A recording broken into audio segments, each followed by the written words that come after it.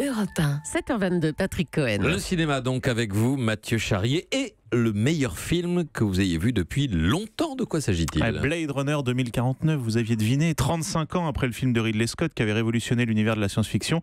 Alors à l'époque, il situait son histoire dans le futur en 2019 à Los Angeles, donc dans moins de 2 ans maintenant.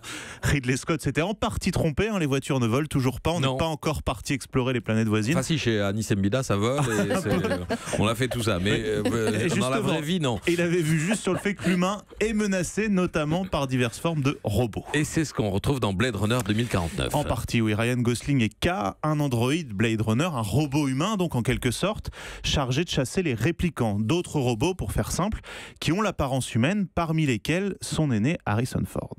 Ils savent que t'es ici. Je suis venu seul. Ça met dans l'ambiance, ça c'est la trame du film, la partie suspense on va dire.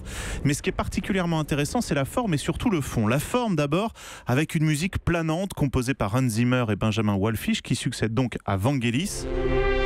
C'est un film au rythme lent qui prend son temps, c'est rare aujourd'hui à Hollywood, et on est dans une espèce de torpeur quand on regarde ce Blade Runner 2049. Suite à tous les désastres écologiques et militaires, on a une impression de crépuscule permanent. Les seules protéines que nous mangeons sont des vers élevés sous serre.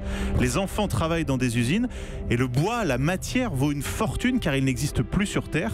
Donc il y a dans ce monde de 2049 des références au passé, explique Denis Villeneuve, le réalisateur. J'adorais dans le premier film qu'on sente l'influence du passé, on sent les traces du passé.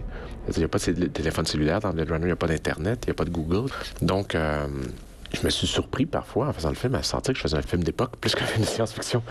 Donc là, il a fallu comme élaborer aussi un univers parallèle, alternatif, qui est celui de Blade Runner, parce que je ne pouvais pas refaire, il n'y a pas de Steve Jobs dans mon film. Voilà.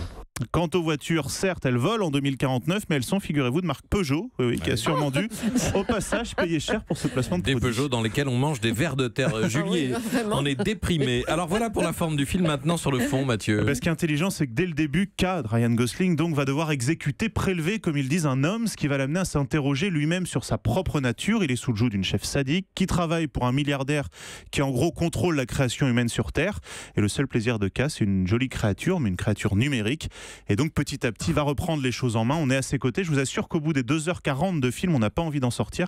On est vraiment comme hypnotisé. Blade Runner 2049, vous n'êtes pas le seul. J'ai vu dans la presse ce matin à en dire beaucoup de bien. Voilà. Puis je vous rappelle, c'est la sortie du Sens de la fête. Aujourd'hui, le nouveau film du duo Toledano-Nakache, film européen avec Jean-Pierre Bacry. Merci Mathieu Charrier. Europe 1.